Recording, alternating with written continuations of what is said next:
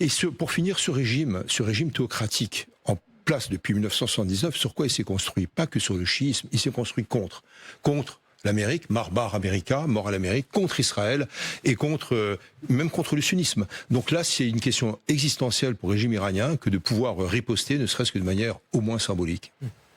Xavier, oui, ça vous voulez réagir, allez-y. Oui, sur